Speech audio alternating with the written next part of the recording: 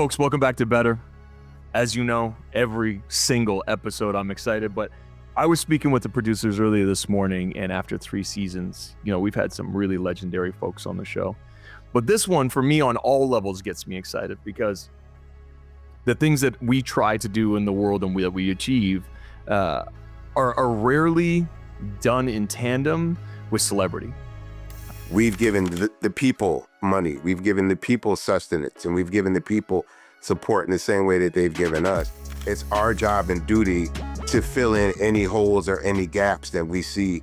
We see celebrity being sycophantic. They take, they don't give. And then when they do, a big pat on the back for a singular act. We're out with the people, we're celebrating with the people, we're standing with the people in tough times. We're feeding the people in low times. When I'm gone, I want all those people to be able to say, you know what? He was a good man. That's it. My name is Mark Brand. You are listening to Better. I'm a social impact entrepreneur, so I build businesses that are in service to the greater community. So Better was formed to be a tool for everyday advocacy. I think anytime we take people's attention, we have to give something. So having the legendary Bun B, Bernard, with us this morning, I'm going to kick off a little intro, and then I'm going to allow you to introduce yourself as well. But today's guest is a Southern legend, and I don't use that word lightly. To call him that alone would be a disservice to the weight of his work, the range of his reach, and the soul of his service. He's one half of the legendary Underground Kings, UGK, a pioneering MC who helped put Port Arthur and the entire South on the global map of hip-hop. But beyond rap, he's a professor who taught at Rice University, a community leader who fed people through hurricanes and heartbreak, an entrepreneur who launched his own chain of restaurants not just to serve food, but to create jobs, dignity, and access.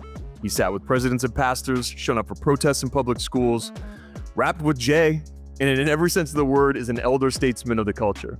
And through it all, he remains grounded in family, in faith, in food, in justice, in love for his people, and the belief that the South still has something to say. Today, we go deeper than discography. We talk about grief, growth. We're going to talk about staying alive in an industry that will eat you and choosing to feed others instead. It's my deep honor to welcome to Better the Trill OG, the Reverend, the Real, the one and only Bun B. Man, I don't know how I'm supposed to introduce myself after that. I mean, I don't know if there's a stone left unturned with that introduction. Thank you so much for the kind words, man. And I'm really, really happy to be with you guys here at Better. Man, the honor and the pleasure is mine. As we spoke a little earlier today, we have some great mutual friends, and for the last 10 or 12 years have been saying, hey, y'all should connect. And I think this is a great place for us to do so for the first time. And, I want to dive us straight into it, which is out of grounding and respect. You've sat across from legends, future legends. You're in the booth today, probably recording some verses you can't tell us too much about, but I want to hold space for all of it. The bars, the burdens, the community, the culture. We're here to make this the most honest and real conversation as possible. So, sure. What is really present for you in your work and in the way that you're showing up right now? Like, what is the most excited you are to be you and to be in service? Well, first of all, thank you guys for having me here today. I'm really excited to have this conversation. Perspectives have shifted for me. When I started in music and in, just as an adult in general, I was very young. I didn't have any responsibilities per se, so I didn't necessarily act responsibly all the time. I felt my actions would only affect me, so as long as I was the only person that had to deal with the repercussions, I was fine with that.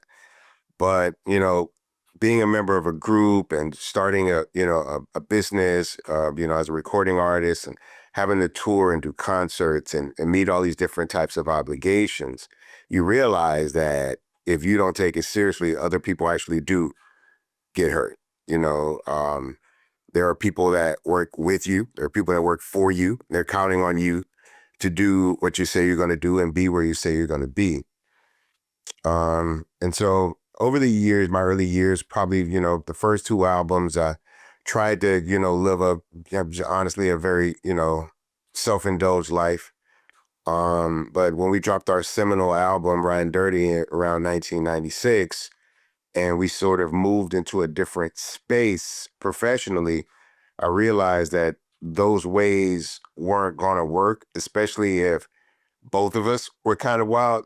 And having my wife in my life really, really opened up to understanding that other people didn't necessarily have what we had, which I knew that because I didn't grow up with a silver spoon in my mouth per se, but it was about making sure we reached back and gave back to different people in different communities.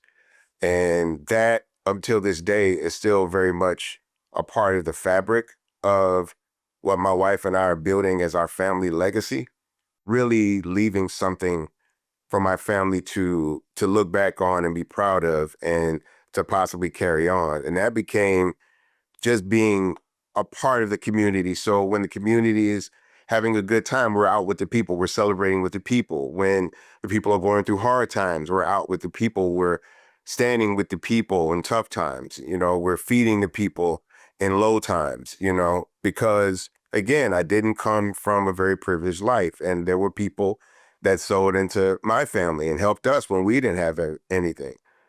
And that's not only now part of me personally, it's something that the music can lend itself to in terms of gathering people. It's something that our company can lend itself to in terms of feeding people and contributing resources to the community. But I've been able to make this relationship with the people that help not only help create my career, but help me create a living for myself and my family, something more reciprocal, where it's not just them giving me money and me giving them music and entertainment. We've made it reciprocal to where we've given the people money, we've given the people sustenance, and we've given the people support in the same way that they've given us. And now the relationship that we have with Houston, there's no walls between myself and the people. People just love the opportunity to come up and say hi, or maybe take a picture or something like that. And that's a beautiful thing to be received in that way, because I couldn't put all of this out in the world and be rejected on every level, That's right? right. So I consider myself very blessed. My family, we understand that we're very blessed, and we understand that it's our job and duty, if possible, to fill in any holes or any gaps that we see in our community with our neighbors and our friends, our family, and even people we may not know. If you're in a position to fill in that gap, you should absolutely do it. And somebody who just came right to my brain and to my heart while you were speaking is my dear friend Angela Blanchard, who's the chief recovery and resilience officer there in the city of Houston. And she did organize the stadiums and did the whole thing. Angela would be in her late 70s now, sat on my board in the US for a while, is a super special person and holds that exact energy. I'm always like, so special what you've done. And she immediately defers. She's like, no, not what I've done, what the people of Houston do. Like, you want to see how we show up. And I say that universally is you want to get people out of their heads and being against each other in this super divisive time. Put a disaster in front of folks and watch that disappear, right? Our inherent want is to help each other. All those color lines disappeared, particularly for us in Houston during Hurricane Harvey. It was still a very divisive time in the country. But when this city literally found itself underwater, it didn't matter who came and knocked on your door to help Right. and extended their hand. You received it, right? And I believe during that time, it shifted a lot of perspectives for a lot of people culturally.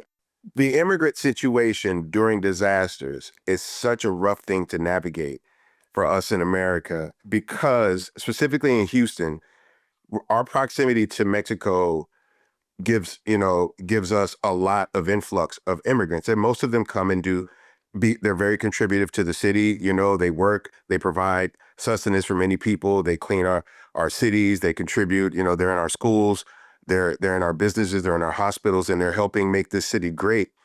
But when disaster comes, they're afraid to answer doors Right. because they don't know how much information they may have to give to get help. They don't know what's going to happen if they have to leave their home and end up in a shelter. And people start asking certain questions, and next thing you know, ICE shows up. So many Right. of those things, and it was so hard to convince people to leave their homes. The other side of that was people that lived in, quite frankly, abject poverty were afraid to leave their homes because they could see thieves roaming through the flood. And in their minds, if I leave this house, as soon as they see me leave, they're going to take everything I have. I'm like, well, you can't take everything with you, but if you don't leave, you might lose, the most precious thing you have, which is your life. That's right. Because if these thieves really want to come and get it and they feel you're compromised, they'll come with violence. That's right. And you still lose everything in your house that you deem precious or of value. And then potentially you can lose your life. So there's so many different things that you have to navigate just to try to help people. You know, my friend had to drag this woman out of her home. They had to drag the dog out. And by the time he went back for the husband, he was floating. That's heavy. You know, and we went right back out the next day. You know, he didn't have any real time to decompress, any time to process. He just knew that in the moment, people were in need and he was of service. You know, I was following you through all of that, and you weren't just posting, you were coordinating on the ground with Trey the Truth, and like doing the actual work out there. And the people stepping up that you got to show and share, like that's how you change the narrative and make people feel safe. So, much appreciation for the work that you're always doing. But in that moment, it's really, we look to our elders, we look to the people that we trust, we look to folks whose voices have stayed steady throughout to be like, what do I do here? So you are very, very appreciated. I've got a million lyrics running through my mind as well, as you can imagine. As you can imagine, I've got records Run on the the wall. gamut. Run the gamut, bro. A million, That's but why like, we're here. I was getting some caffeine this morning to make sure that I was my Sunday best with you today.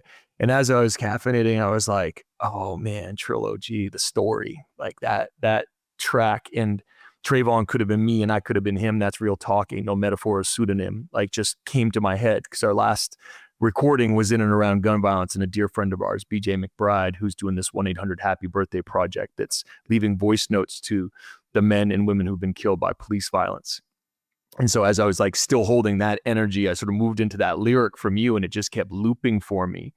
And like, it's such a direct acknowledgement of racial injustice and shared vulnerability as yourself, right? To say that absolutely could have been me. You've been very vocal in and around this movement. How do you see us in 2025? Where are we with all of this?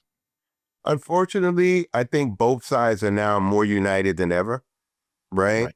I think one side has dedicated themselves into trying to expose this new normal, I guess, that's happening. And again, a lot of the people that are standing up and fighting aren't the ones that technically are being affected, right? You Right. know, most of these people live in a tax bracket where, quite frankly, a lot of these tax cuts that they're proposing would benefit them. Sure. But those people know that there are more people that these cuts would hurt than help. And yeah, maybe I'm liquid enough to where, Medicaid won't affect me. And, I operate from a tax bracket where it will actually benefit me. That really doesn't give certain people peace of mind, right? I Certainly. can't rest in that. Then on the other side, there are a lot of people that I'm almost certain are aware that things are happening, that they're affecting them, but they don't want to admit that the other side is right. Right. So they hold on very, very tightly to their beliefs and the construct of their ideology, even when they can actively seeing things from the people they support hurting them. I'm hoping that people are paying attention and not letting these things fall on deaf ears, Right. because regardless of what they see and what they hear, they're still united on that side. Sure. But it all starts with local politics. It all starts with local engagement and local politics. Pay attention to the people that are over your district or your province or what have you, right? And if there's somebody that that cares enough to get out there and get involved, support them, stand with them, get other people behind them, you know? Yeah. People It's always incomplete. complain about not having anybody worthwhile voting for. Well, we got to support and uplift the people that we know we can support and want to do the job, and we'll do it fairly. That's right. That's right. And I'm So hearing threads it's as you speak right there about like the Respect My Vote campaign, and your involvement way back in '08. But like for you in that movement in Respect My Vote, you were really focused on getting youth engaged and getting that sort of other sector engaged. What does Bun say now to a 19-year-old in Third Ward who says this won't change anything? Doesn't matter who I vote for. and that's a hard conversation to have, particularly in that environment, because there are so many things that cross their path before politics does, right? Right. There's so many missed opportunities to engage with these children and empower these children that happen by the time they get to 19. Well, now, I'm not saying they're not in a position to be helped or coached by any means, Sure. but you've got to give them real world examples to point at, right? On all facets, at a level that they can relate to, right? You've got to find people that they look up to and say, look, this guy who you see now with all this money and all that, and he's a number 2 receiver in the NFL, that guy grew up in projects worse than this. Right. You know what I'm saying? You had one parent, he had no parent, right? There it is. You've got to kind of put these things into perspective. He had a homeboy that got killed, just like you had a homeboy that got killed. And now he's doing it in memory of his homeboy. Mm, But in order to have these conversations, they have to see that you're active. You that's can't right. just show up one day at a school or at a church or at some kind of community center and just start saying, hey, look, kids, you need to do this and do that. No, these people have to know that you're authentic, There it is. right? That's the first thing. They have to know, well, he did kind of grow up where we grew up at, but look what he got now. Then you have to kind of walk them through your struggle and Mhm. be as transparent about this stuff as you can. Because if you don't open up, they won't open up. That's right. You could sit in a room with 20 kids. You know, if you get one kid, it's worth the effort. If you sit in 22 rooms 20 times with 20 kids and you only get one out of all those interactions, it's still worth the effort. You and I both been in a lot of rooms with people with a lot of money, and they're all just vying for the same attention or to have the newest, shiniest cause on a cocktail napkin to talk about versus actually just leaning in and baking in, pun intended for both you and I, entrepreneurially into like, what if I reverse the entire system instead of waiting till I made a whole bunch of money? What if I, while trying to make success for myself and for the people who work with us, could bake in all of the impact pieces? Our mutual friend Cash told me about your project, and he was like, "Did you know that Bun is open in restaurants?" I was like, "I had no idea." He's like, you gotta know about this," and sent me some early stuff. And not only you just open restaurants, but you managed to go ahead and pull off best burger in America because you do everything so casually, right? Um, but behind the scenes, you're pushing to hire, as we very much do too, returning citizens, youth, people with systems affected, coming out of recidivism. Like, what systems are you quietly building or publicly building to create real economic mobility through food? Like, tell me all about this, the construct of Trill Burgers, and like what the hope and what the like current situation is. I believe the true beauty of our brand, of our company, not our product. The beauty of our product is it is the best burger in America. And if I bring it to Canada, it'll be the best burger in Canada, hands down. I'm here for But this. the beauty of the brand is that everything about this company reflects America. All the top positions in Trill Burger are people of color, right? And the ownership is black, white, and Asian, right? And the world that we live in America is black, white, Asian, Latina. So it's important for us that people are seen in power positions within this company, right? And we work very hard so it doesn't seem like we lean a certain way, Right. right? Because the head of operations, one of the head of operations is Latina. So we've got to make sure that not only do our Latina employees feel empowered, but our black employees feel empowered as well. And that no one feels that there's favoritism. That's a balance, right? But it helps us because we get black customers, we get black white customers, we get Latina customers, we get Asian customers, and they come in our restaurant and they see themselves. That's right. They feel seen and they feel heard, right? And I've always been a person to be as personal as possible with all the communities in Houston. And so that's just the beginning of the brand. The other side of it comes in employment. We're in a position to give people who would not normally be able to find a job as they reacclimate themselves into society an opportunity. Right. And so we have people that have come in when one of our best employees, this guy did over 20 years in prison. And it took a while. It took a while for him to realize, like, this is like, I really have this job. I'm like, bro, you have the job and you're not going nowhere. I wanted to make sure he understood there was certainty in that building. Like, yeah, this is not a temporary job, bro. And you do the right job, but you're gonna move up in this company. That dude's got a drop top Mustang now, color green after his favorite team, the Eagles. He's got a new sense of empowerment. He feels seen, heard. He's got an authority position, so he really feels empowered. Those little things trickle as he sends kites back inside. Like, yo, when y'all come home, if you want to do right, Yeah. I might have a job for you. That gives people hope. Hope behind the walls keeps people alive, keeps them encouraged, it keeps them going. And so just by hiring one person and allowing them to make a change in their life, they tell 10, 20 people. And of those 20, if there's somebody that they know, because we can't have somebody that comes in with certain criminal records. It's just not going to work for us. Of course. Right. But if he knows and we know that you are actively trying to better yourself and you did that before you came home, that if you want to work and you're willing to show up on time, and it's not an easy job because we're cooking burgers in Texas and in It's very, hot. very hot weather, It's but there's hot. opportunity with this company. Sure. There's female leadership and there's male leadership, Mm-hmm. right? All of those things have to be seen. It's That's right. important for people to see that. There's That's right. opportunity here. We believe this company is going to be one of the biggest food companies on the planet in the next 20 to 25 years. Why not be a part of it? That's I'm right. telling you right now that we don't care about your past. Mm-hmm. We all have a past here. We're concentrated on the future. If you're focused on your future in the way that we are, you have room to grow with this company.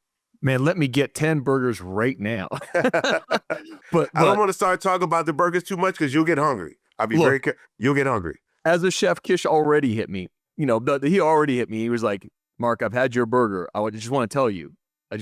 I'm like, if you're picking favorites right now, you're going to ruin this interview. So a couple of things I want to double click on for our audience at home specifically. So your model is our model. This is what we also do here. And we've been doing this for almost 15 years on the Canadian side, in employing folks with traditional barriers to employment, right? We talk about it all the time. And my job in these moments is to make sure that everybody else who runs a restaurant understands why this is powerful and why it's important. And so I like to lead with people's wallets because I think it's important for them to understand how it's going to affect their pocketbook, because they're like, I'm not trying to do charitable work. I'm like, don't then. If at least you're honest, right? If that's not your thing, then don't do that thing. But in traditional F&B or food and beverage businesses, turnover rate is at this year 82 to 85% per annum. Each employee costs a minimum of $5,000 latest statistics, between $5,000 and $7,000 to train. Management hours, spillage, extra, all of the things that you can imagine goes into that. If you are running a business that's 20 to 30 people, do the math really quickly on what that's costing you a year. I'm not sure about your metrics, but I'll ask. But my turnover is less than 5% per annum.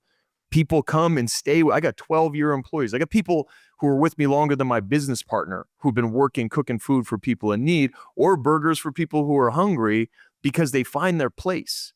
They bring people with them and they stay and they learn and they grow. And that is not typical food and beverage. So to hear you say that's really exciting. What's been your experience with turnover so far? Loaded question. No, I'll be very honest. We still have some of the first people that cooked Trill Burgers cooking Trill Burgers. Some of the first people that took orders, taking orders, right? We brought our original crew with us to that first brick and mortar. We're taking extended members of that team into the second brick and mortar. Our turnover rate is it was a lot different because we have a football contract and it's hard to keep those people long term because they're only doing 8 games, during a 3-month period every other weekend. Sure. So it's very hard to keep those people. But now that we're opening a second store, we have room to keep more employees for part-time and full-time service and give them consistent work. But look, you could be cooking burgers anywhere in Houston, right? That's right. Cooking burgers at Trill Burgers definitely has its advantages. Our pricing model is identical to In-N-Out, so people are getting paid very well for their work, front of house as well as in the kitchen.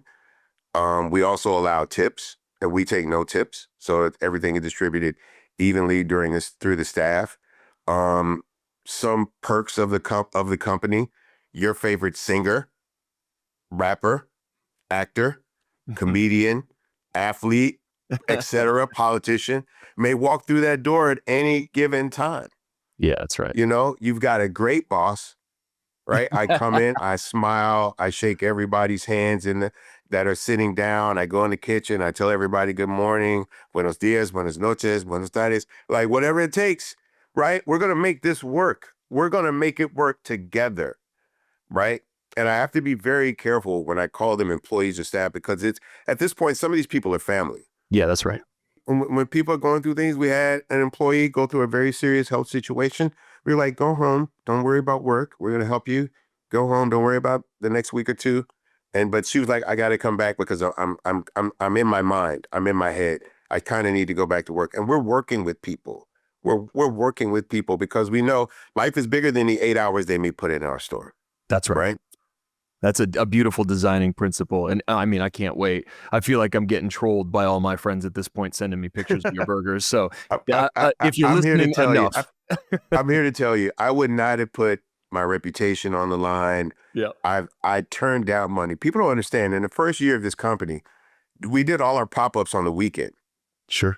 Because that's when most people aren't working. But as a recording artist and an entertainer, performer, the weekends are when I make the most money.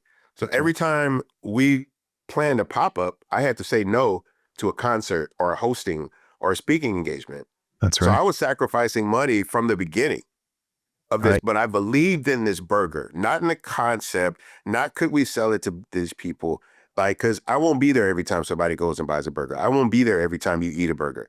Right. But I believed in this burger, and I sacrificed, and my partners sacrificed, and some of our staff sacrificed.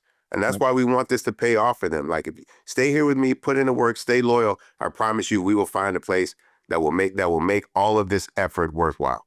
And by all accounts, it's already there. And I'd be remiss if I didn't say that, I got to see my friend Danny Meyer deliver a keynote to a whole bunch of very, very, very rich white people in New York one day. And a friend of mine invited, he's like, Danny's speaking. I'm like, oh my God. Dan, like setting the table was my whole, like, this is the guy. Like, That's I gotta the king, go. right? I gotta go. And he's like, do you have a tie? And I'm in Manhattan taking meetings. I'm like, I don't have a tie. I don't even own a tie. He's like, well, we got to get you a jacket and a tie. Takes me to a legal office. Guy gives me a jacket. It's like this long on my sleeves. I got my Air Max denim. Gets me a tie. It's too short. I show up to like this very, very elite, 0.001% club, and Danny's speaking, and I just plunk myself right in the front. And I listened to him tell the story of Shake Shack, which is not different to what you're talking about right now from his lens, right? The way he set up the hot dog cart, why he was helping his employees during the slower seasons in the summers get employed. And you know the story, but folks at home really dig into this because Shake Shack, of course, is one of the biggest chains on the planet. So imagine if he baked in all the rest of the stuff we're talking about. So it's going to be a bright future. I'm just saying, when you IPO, I'm already going to be involved. So I'm excited for you, man. I'm excited for people. And look, we are coming to the end of the show. We've got a couple of questions left. And for all of my heads, me included, as a lifelong rap DJ, I am going to be remiss in not even speaking about hip hop here because I was so excited about so many other things. But there's two things. Go for it, bro. I got to see this in real time, but at the 2019 CBC panel, you said hip hop is the CNN of the hood, but the algorithms are silencing all of the people trying to broadcast. How do you reclaim digital real estate when storytellers are being filtered out who have the real stories? And this is a very personal question too. I mean, honestly, the only way that I can see around it is by utilizing the platform that offers the least interference, which is YouTube. If you go to YouTube and you're consistent with your message and your messaging, that you can build there. And YouTube's algorithm is fairly easy to set, right? Like, it's fairly easy they will send you down the rabbit hole whether you want to go or not. So it won't start offering you, it very, very seldom offers you conflicting or opposite opinions on those things. You may watch a video, you'll get 8 recommendations, and maybe one is about rabbits, which has nothing to do with what you want to see. But for the most part, you watch 2 or 3 videos with YouTube, like, oh, we know who you are. And and you're there. You're really there. I see people doing a lot more of long form, footage on YouTube, and then taking snippets of it, sending that out through the Twitters, the IGs, and the TikToks, redirecting people back to the YouTube. page. I've been listening to your music for 29 years, Thank you. 30 years, and excitedly so. My partner and I listen still like to stuff that has come out, and I believe that the messaging is still as strong as it was, but the chemistry in UGK was absolutely undeniable. Like it was so powerful, and there's only one other Southern duo that even notes a mention, and of course our between you as two duos really just broke that barrier in every way. And you've said many, many times that Pimp C was the soul of UGK and that you were the mind. And you alluded earlier and today, like rotating roles and how that sort of worked and being able to step in and out of the spotlight. After he passed, how did grief reshape your creativity and your survival and the way things looked for you? Having to learn how to work in his absence was had already happened per se when he went to prison. So as he did time in prison, I had to figure out one, the professional aspect of it financially, right? Because we're not touring, we're not making albums, so I had to figure that out. But even more than that, I was concerned about, well, I'm gonna figure out a way to make a living out here, but how can I do it in a way that affords him an opportunity to make a living when he comes back? Right. And so the idea of the Free Pimp C campaign and going out and touring twice as much and featuring on so many different projects and all of that just to kind of sustain the energy and the name of the brand so that when he came home, he had something to come home to, gave us basically an understanding of how to do it when he passed away. So we couldn't be like, well, what do we do now? Because we had kind of already done it. So we had an Right. idea of where to start. I just needed to have the energy to do it again. And quite frankly, I didn't have it in me for a couple of years, which is how the teaching came about. Because I wasn't touring at the time and I wasn't recording at the time. Sporadically shows here and there, but not really. So I had enough time to dedicate to teaching the course. But after probably the third semester I taught, because we teach a year, then we take off a year, and then teach, then take off. And so on that third semester in that fifth, sixth year, my wife was like, this is not your day job. It's a job for you in the daytime. And don't get me wrong, like being able to speak to, I taught at a private university, Rice University, number 17 ranked university in America, number one university in Texas. So I got some of the best, brightest students that wanted to learn, that wanted to engage. So I was so happy to go to work every day, right? I enjoyed it. My wife would come, we'd eat lunch together in the teacher's lounge, like all of these cool things that come with it. And I enjoyed the job, which doesn't pay anything. And God bless all the educators in the world, because there's very few people that actually get paid what they're worth in education. You literally have to be like a tenured professor for years to get your true value, and you have to publish on the side, right? So That's right. it's education on every level is somewhat thankless, right? Um, but I did have I had a line to speak to the youth, and I didn't want to make sure that I did want to make sure one, that I didn't misinform them, but two, that they understood it properly from with the proper historical context from the beginning to present day. But the most important thing about it was that it made me want to go out and do music again, because every year for Mhm. homecoming, the university would ask me to perform. Every year asked me to perform. And I refused every year because I didn't want to compromise myself on campus. I didn't want to be Bun B on campus. I was Professor Freeman or Prof, right? But I didn't want the students to have to compartmentalize when to approach me as a professor and when to approach me as an artist. So I kept those separate. But my wife was like, but I say all that to say, my wife was like, you've got to go back to work. You've got to go back to your day job. I didn't want to because, quite frankly, it wasn't fun anymore. Could I write music? Could I make songs that people would like? Yeah, but it wasn't fun anymore. So she's like, well, you need to get with a good friend that you enjoy being around that can make music and go work with them. So I called Big Crit. We sat down, we recorded some music, and we put out Return to the Trill. And I've been actively recording and performing ever since, until this burger fell in my lap and then I had to compartmentalize again, right? polymath again, as we would say, man. And shout out Crit. Incredible writer and producer. I think as we come to the end of this, I'm just excited to reconnect after you've got 100 franchises under your belt, which, now knowing you will be in the next 36 months. Give me some time. What I'm hearing through all of this and, the synthesis of this interview for me is when you focus on others and really taking care of them and lifting them up, success comes your way. You're talking about music, and even with Pimp being incarcerated, and then also in his passing, you're thinking about what the future is for him, not for you and both of you, but more for him. You're thinking about the people of Houston in tragedy and like what's going to be best for people to understand that they're safe. You're thinking about, with building your restaurants, who you can employ and how people can actually get to live and be a part of something that really matters. And you're consistently decentering self, which is part and parcel of spirituality, but also just this really rare gift. So I just want to call that gift out because it's in every single thing that you've said today, and every single action that I've witnessed from a distance or through our friends. Is just really rung true here today. And so I appreciate you and I witness you.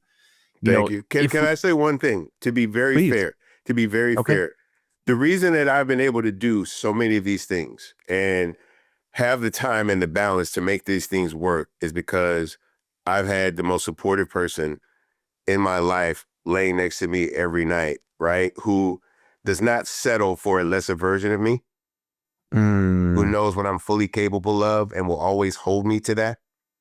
Yes. And because of her wanting the best version of myself, the world gets as good a version as I can get. Whew. Man, say that.